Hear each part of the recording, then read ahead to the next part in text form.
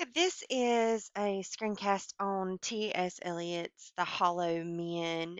He was notably one of the most influential writers of the modernist period.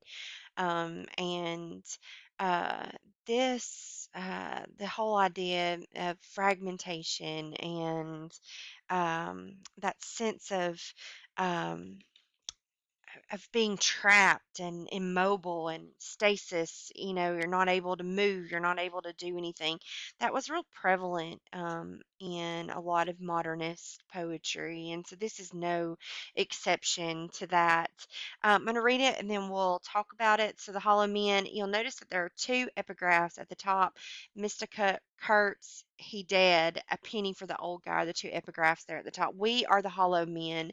We are the stuffed men leaning together, headpiece filled with straw. Alas, our dried voices, when we whisper together, are quiet and meaningless as wind in dry grass or rats' feet over broken glass in our dry cellar. Shape without form, shade without color, paralyzed force, gesture without motion. Those who have crossed with direct eyes to death's other kingdom remember us, if at all, not as lost, violent souls, but only as the hollow men, the stuffed men. Eyes I dare not meet in dreams in death's dream kingdom, these do not appear. There the eyes are sunlight on a broken column. There is a tree swinging, and voices are in the winds singing, more distant and more solemn than a fading star. Let me be no nearer in death's dream kingdom. Let me also wear such deliberate disguises, rat's coat, crow skin, cross staves in a field, behaving as the wind behaves, no nearer, not that final meeting in the twilight kingdom. This is the dead land. This is cactus land. Here the stone images are raised. Here they receive the supplication of a dead man's hand under the twinkle of a fading star. Is it like this in death's other kingdom, waking alone at the hour when we are trembling with tenderness, lips that would kiss form prayers to broken stone? The eyes are not here. There are no eyes here, in this valley of dying stars, in this hollow valley, this broken jaw of our lost kingdoms. In this last of meeting places, we grope together and avoid speech, gathered on this beach of the tumid river, sightless unless the eyes reappear, as the perpetual star, multifoliate rose of death's twilight kingdom, the hope only of empty men. Here we go round the prickly pear, prickly pear, prickly pear. Here we go round the prickly pear at 5 o'clock in the morning. Between the idea and the reality, between the motion and the act falls the shadow, for thine is the kingdom. Between the conception and the creation, between the emotion and the response falls the shadow. Life is very long. Between the desire and the spasm, between the potency and the existence, between the essence and the descent falls the shadow. For thine is the kingdom, for thine is, life is, for thine is thee. This is the way the world ends. This is the way the world ends. This is the way the world ends, not with a bang, but a whimper. So let's start by talking about his sources. Let's talk about those epigraphs there at the beginning.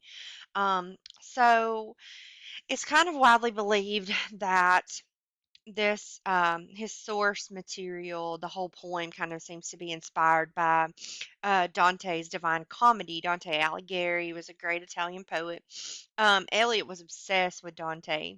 Like, he borrowed a lot of ideas from Dante. And so it's kind of widely assumed that the idea for Hollow Man comes from Canto 3 of Dante's Inferno. And so in that particular canto, that section, Dante arrives like at the gates of hell and he sees a group of people kind of like wandering around and they're aimless and they're miserable, they're crying, they're wailing, and Dante's guide Virgil says, they have no hope of death, and their blind life is so abject that they are envious of every other lot. The world does not permit report of them. Mercy and justice hold them in contempt. Let us not speak of them. Look and pass by. So there's this group of people wandering around outside the gates of hell. They're blind. The world is not going to remember them. They can't die. They're stuck, kind of trapped in between living and the dead. And so elsewhere, kind of like in the canto of Inferno, we find out that these souls didn't take sides. They remained neutral during the war of kind of good and evil. And so they kind of avoided conflict. They were kind of neutral like Switzerland. And so, and Dante kind of passed judgment on them to say that those people were kind of the worst kinds of people at all because they're too timid and too indifferent. So, um, the two epigraphs, then the first one is a reference to the novel Heart of Darkness by Joseph Conrad. So, in the story Heart of Darkness, um, there is a British ivory trader by the name of Mr. Kurtz, and he is a he is a not a good guy. So, like many other Europeans of the time period, he arrives to exploit the continent's resources, 19th, 20th century. He is able to collect more ivory than the other traders, but Marlowe, the narrator, Marlowe, suspects that he is not such a good guy because he's lacking human and morals. And he describes him as being hollow to the core, a hollow man. The second epigraph, a penny for the old guy. So, long story short, in 1605, Guy Fawkes was arrested and convicted of trying to blow up King James I in the British Parliament. He stashed gunpowder underneath the Parliament building. It's known as the Gunpowder Plot. And so every November the 5th, Guy Fawkes Day is what it's called.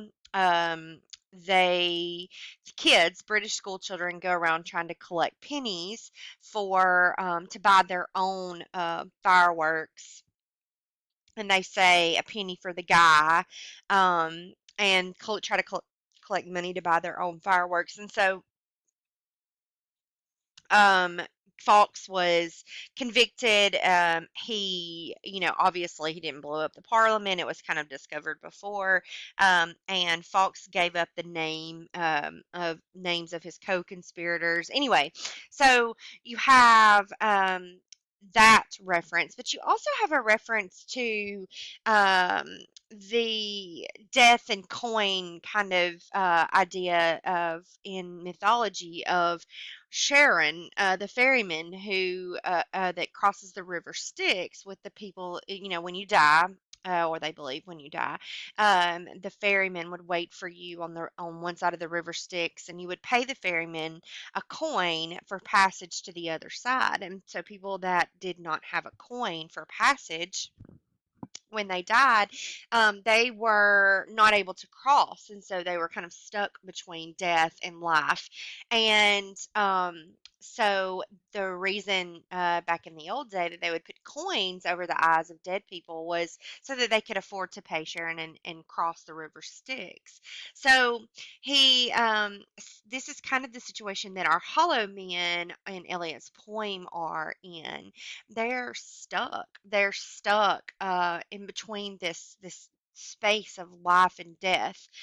Starting in, it's divided into 5 sections. Each section has different numbers of stanzas.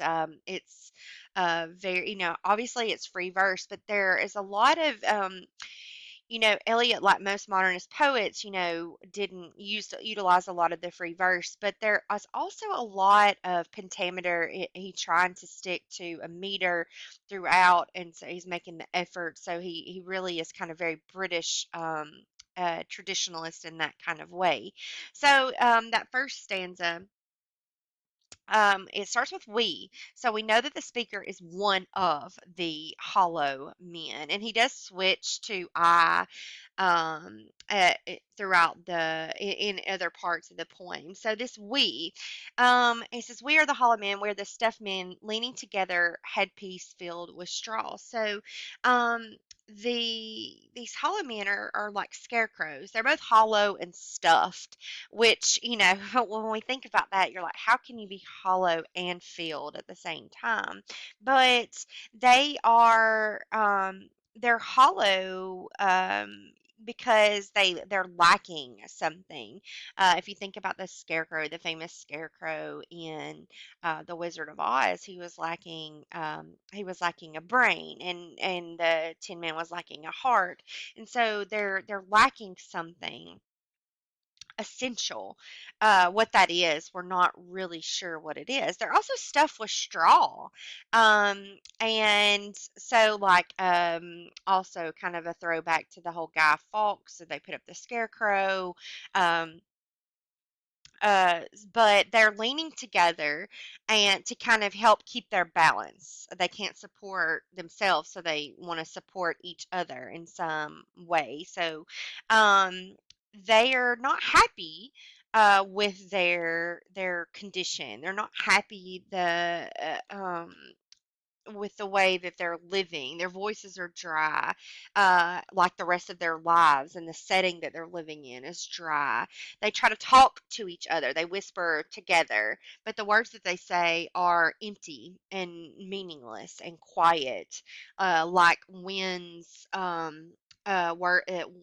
in the word, and rats' feet over broken glass there in their dry cellar. So he goes on to refer to himself and all of those like him as without true form. They're shape, but no form. So they're shapeless.